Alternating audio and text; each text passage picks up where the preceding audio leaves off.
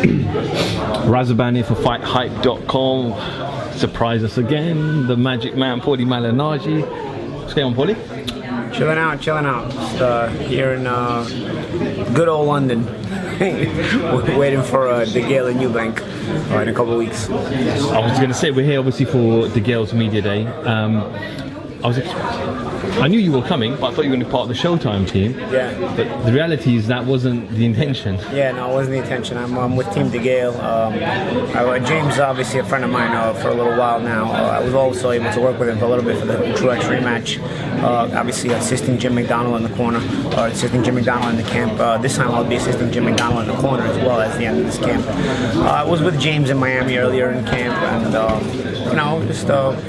pleasant. I was pleasantly surprised with the things I saw so early in camp. He was very sharp, so I think he'll be coming into full-fledged sharpness as we wind down camp and as the fight comes to fruition on the 23rd. How did the relationship come about with you and James? We were just friends first, and I think James, saw a lot of my observations, the way I would talk boxing and whatnot, and said, you know what, I'd like you to help out on my team, And I'm not really a guy who has the time to be a head trainer. I really, it's very difficult for me, and I don't really think it's very fair to, just kind of step on toes and just come in and be a part-time trainer either, But James was insistent on this, and obviously he's a friend of mine. So when you're dealing with your friends, it's more, you kind of just want to help out any way you can. So it was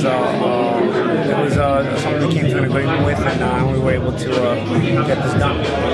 Paulie, obviously you mentioned there how you built up your relationship with James. His last two, his performance against Truex, where he lost the world title and then he won the world title.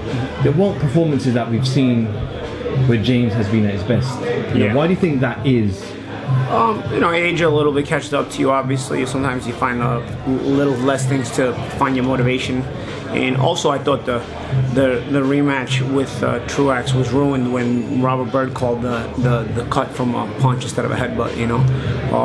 I thought that was a poor decision by the referee, and it kind of conditioned James for the remainder of the fight now to kind of rush his work, because he kind of felt like he couldn't afford the fight to be stopped, and he had to put in the work. And it's tough, you can't see anything, and you're trying to win rounds, and you're trying to put yourself in harm's way despite you not being able to see anything. So I think the call of the Robert Byrd's call and the rematch on where that cut came from, I think it kind of ruined my ability and everybody else's ability to really judge James' performance correctly and adequately, because you kind of had to throw everything away at that point and kind of just try to win any way you could, So I thought it was unfair, really. And it's strange, because I told James I wanted to see a good performance. Otherwise, I would tell him directly, like, this can't be for you. But once Byrd made that call, he kind of ruined the entire ability to judge that performance, because now you've conditioned so much that you can't adequately make an opinion based on the circumstances that were put forth.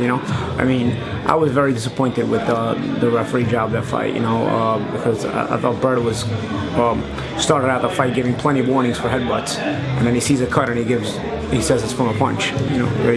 Sometimes common sense has to rule over. If you're giving constant warnings for headbutts, I don't know where you saw a punch that didn't exist.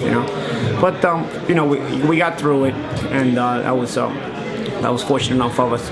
But I think it didn't adequately allow everybody in James' camp to really judge James to where he's at, and it was also James' shoulders also getting better and better. He hasn't been good in a while, but it's getting better and better. And when I saw him in Miami in December, I saw a good bounce to his step. I saw good combinations flowing out. So I said, you look healthy to me, man.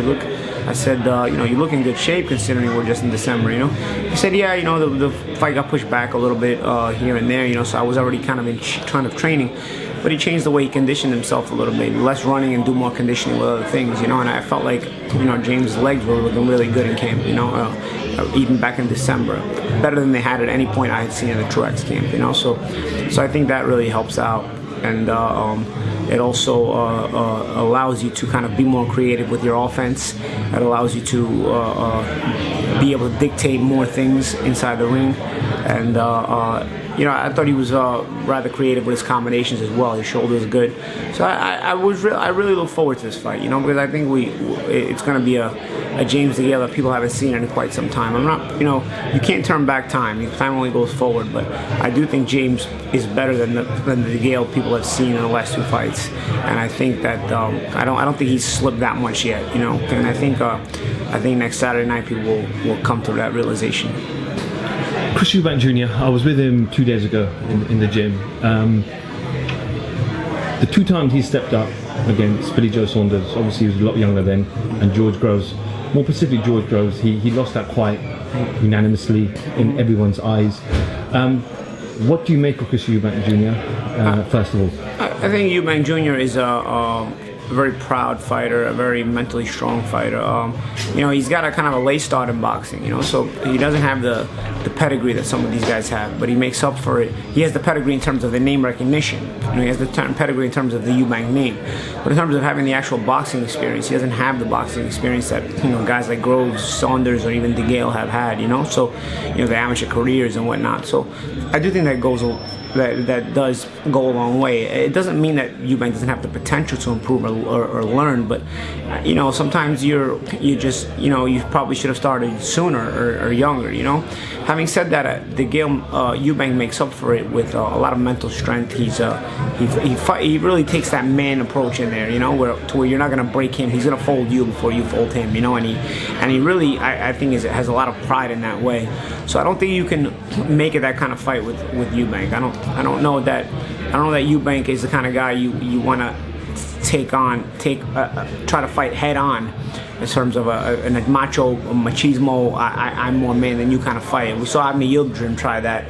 Avni Yildirim was a guy who I saw walking through many guys in the Miami gym, just be outmanning them, just be more man than them, and kind of walking them down. And when Eubank got to him, he smoked them. So I think that's kind of the fight that Eubank is best at, because he doesn't have to show the lack of pedigree. Won't really show there because he's just going to kind of be a man about it. Even the Spike O'Sullivan fight, I remember, he's just kind of going to Spike and he's being more man than him. He's trying to be anyway, and he's trying to win the fight by basically just overcoming him in an overwhelming fashion. And I think he loves that kind of fight. I think that's the kind of fight that he thrives on. But when you see some tactical input being put in, like with Saunders, who has the pedigree, or even more so with Groves, you see where the deficiencies are. His deficiencies are not mental. He's chasing Groves the whole way. His deficiencies are tactical. You may want to win the fight sometimes, but you have to know how to win the fight sometimes. So we'll see. I do think we're gonna see an improved Eubank. He's brought on a new training team. You would expect them to have worked on many things. So I don't expect like just a tough Eubank. I expect a Eubank with a game plan. But at the same time, I'm confident that if we bring our best James DeGale, then we'll have enough to overcome Eubank.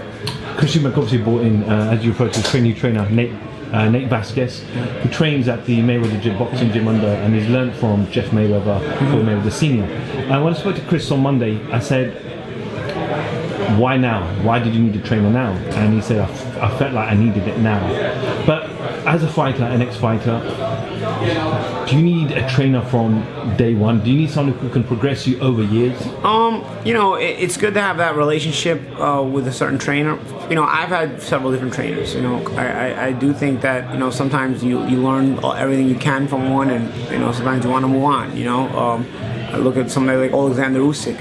He's training with Lomachenko's father, then he's training with this guy or that guy. And he's always improving. I think there's an advantage to both, but where you lose out on if you constantly change and too much, you lose out on the chemistry in the corner, especially on fight night. If you're with a trainer for a certain amount of time or for a certain duration of time, that trainer knows you not just physically from a tactical perspective, but he also knows you mentally and the kind of person you are, the kind of man you are, and it kind of sometimes the adjustments and the instructions in the corner can vary because he may know you a little better, as opposed to just a guy you bring in just as a Johnny come lately who will just know the tactics and may help you, but from a psychological standpoint, may not know you as much. So yeah, I think it probably helps Chris having a set trainer this time. It probably makes him a little better. I wouldn't expect James DeGale to prepare for anything but the best Chris Eubank, and that's what we've done.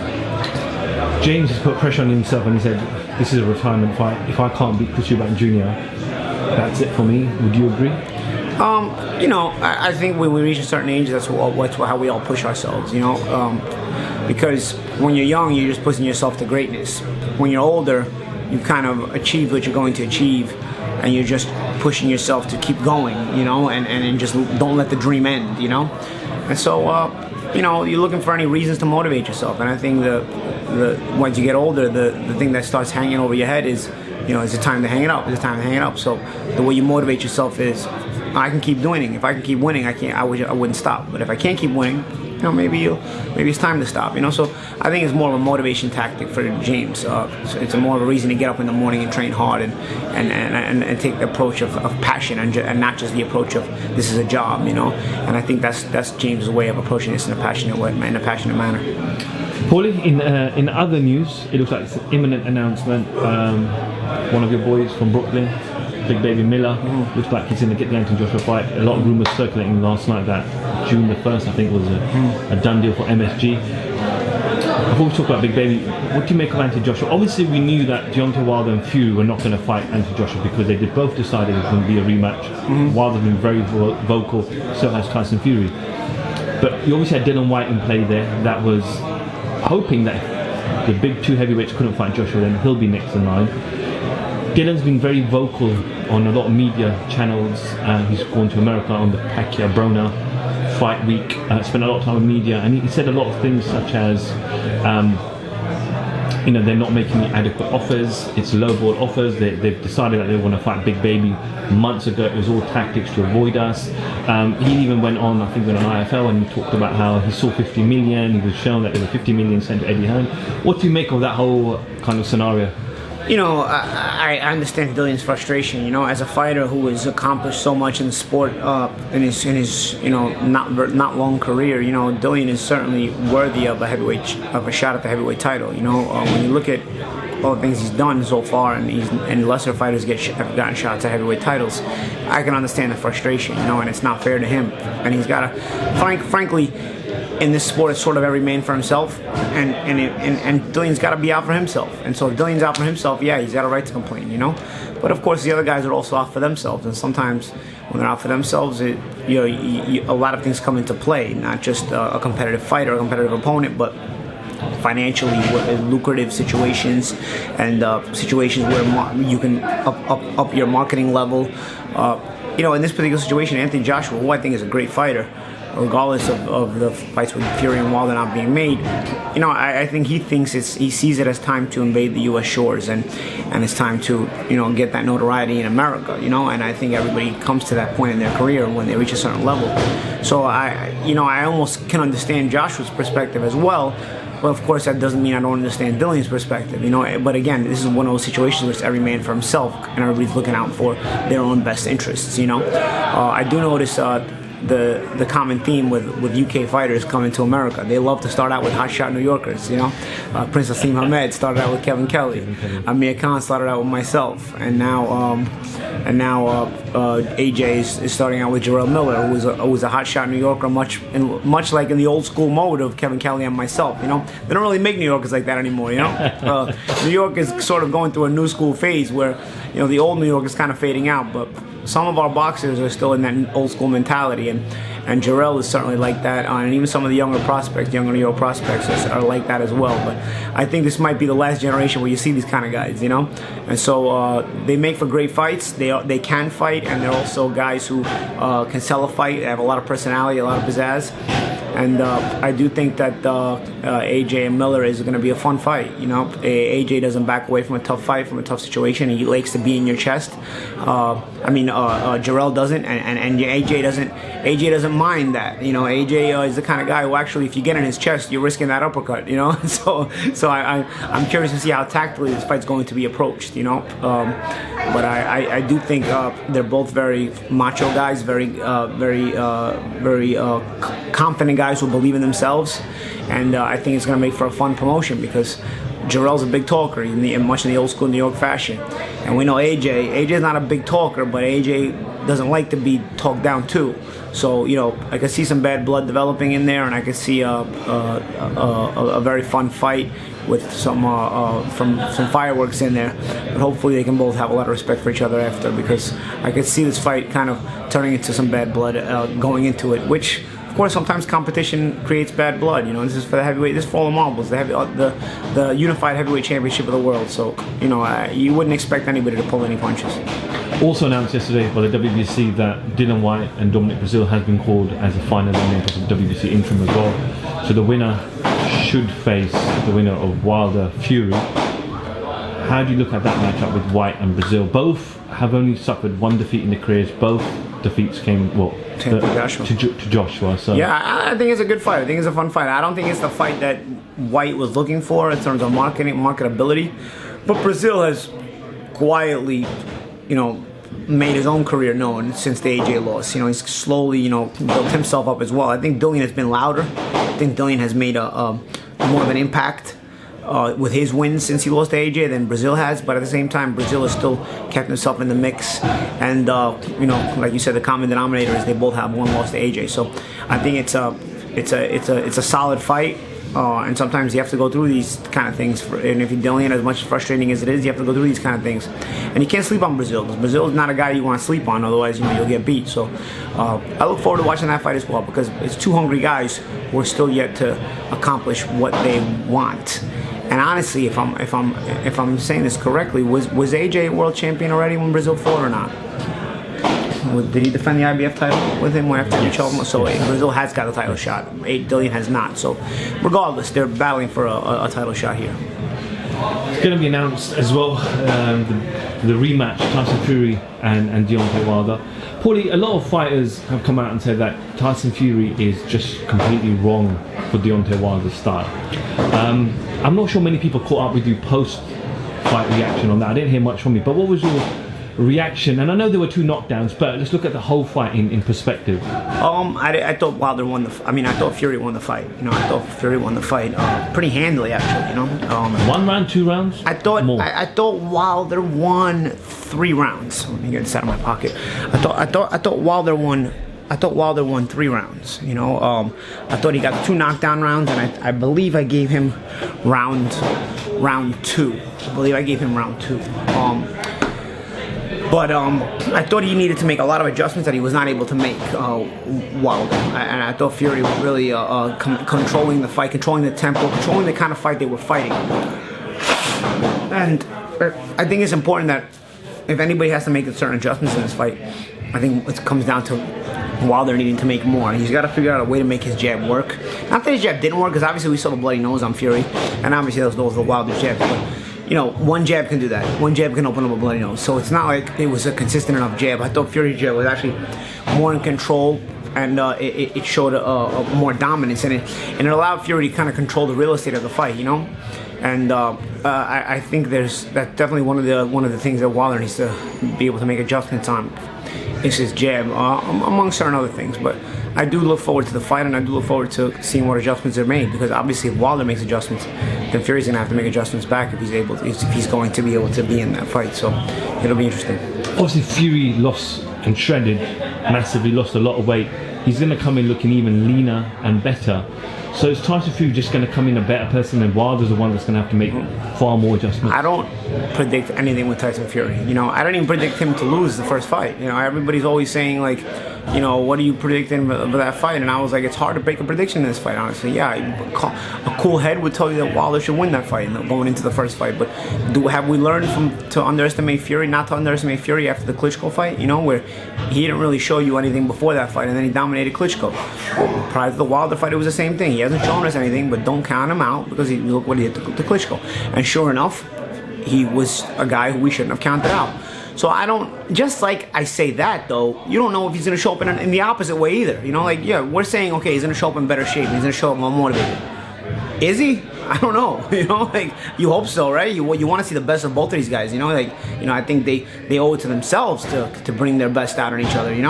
But if the best of both of them comes out, I think you have a classic fight.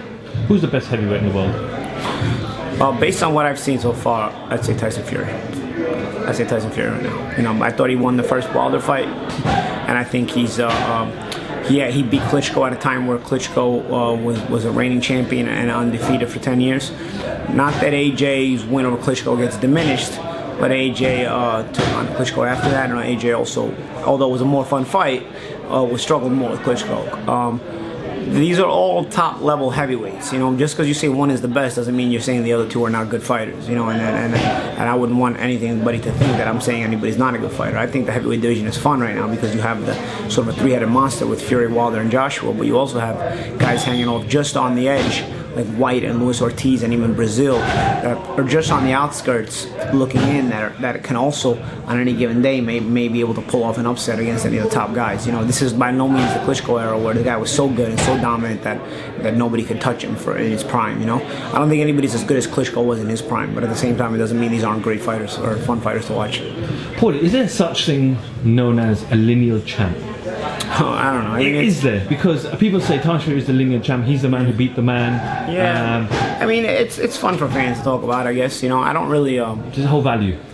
I don't think it should, because you can't really enforce the defense of that title. Like if a guy just wants to win that so-called title and then go fight the bartender, the kitchen worker, the waiter, you can do that. And then while the other guys will go crazy. For lack of a better example, because this is obviously for lack of a better example, Adonis Stevenson, who obviously we hope he gets better and does well, was the lineal champion at light heavyweight for a long time. Meantime, all the light heavyweight killers were fighting each other, and he was fighting anybody but them. So you can't really. Not to say that you discredit Stevenson, because he was always a good fighter. You know what I'm saying? And we hope he gets better after the loss to Vostok. But you also think to yourself, if Stevenson had fought any of those other guys, maybe he gets knocked off earlier, and he's not hurt in the Vostok fight. Maybe he's not in a fight that he maybe shouldn't be in. Not to say that he shouldn't have been in that fight, because I think he was winning that fight. So it's not like, but sometimes things just happen, and I'm just saying, in terms of that was one, just as an example, that's one time where the linear title could not be enforced, and that's an example of why I don't think you take the linear title so seriously.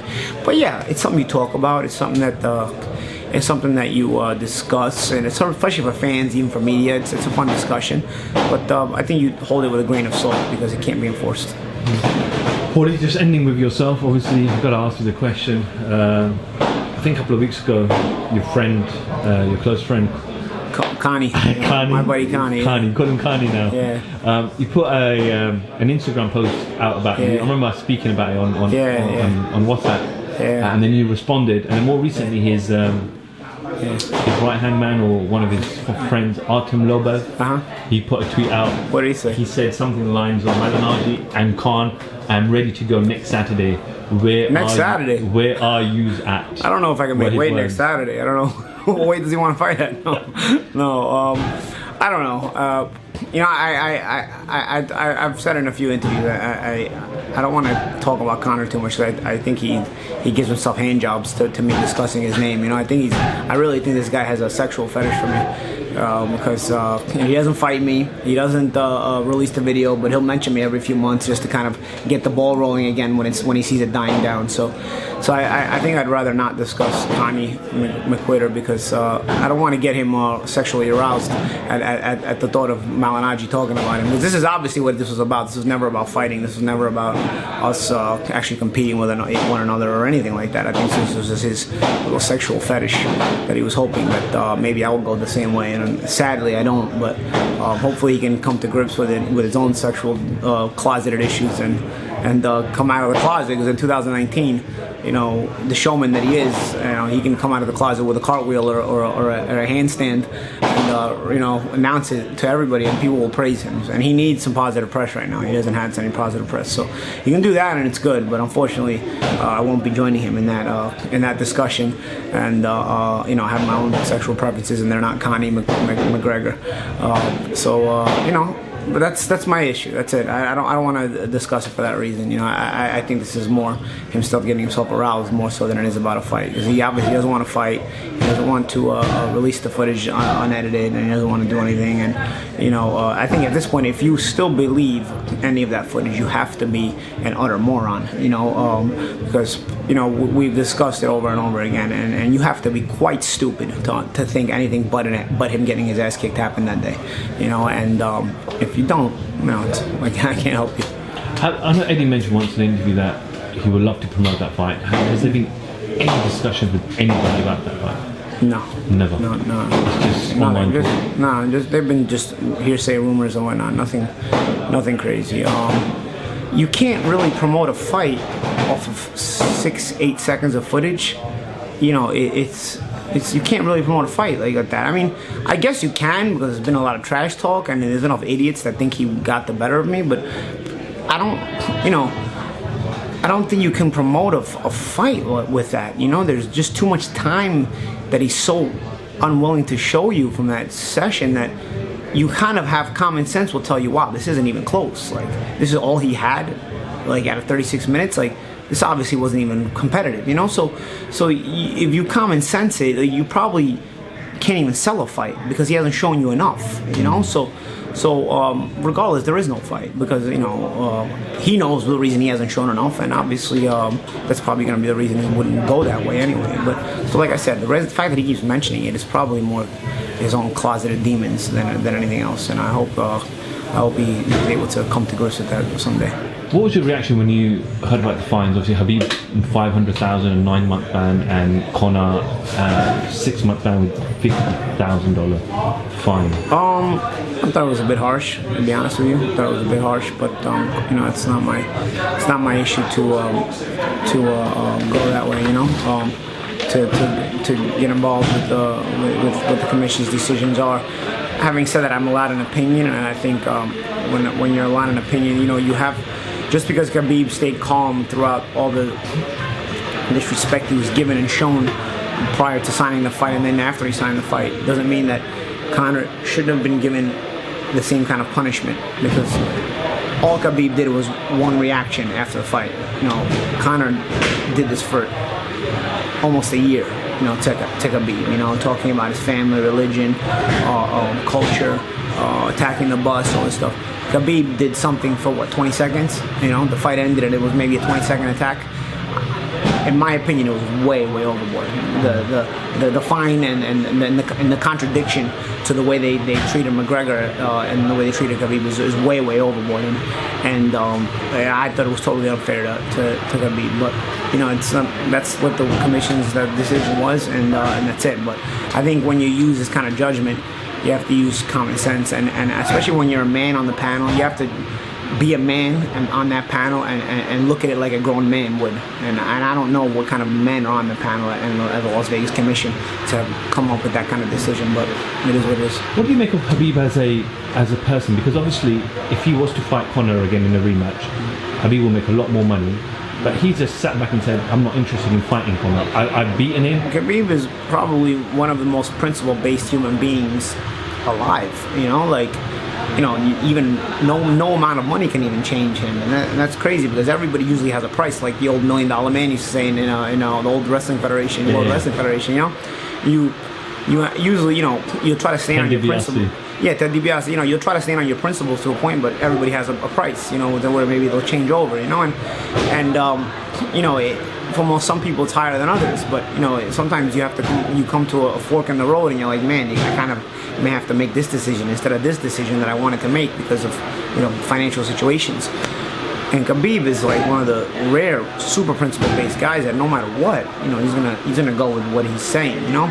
So you know, it's commendable as a man, you know. To me that's a man through and through. But you know, it's what else is there to say? You know, to me, I respect that character.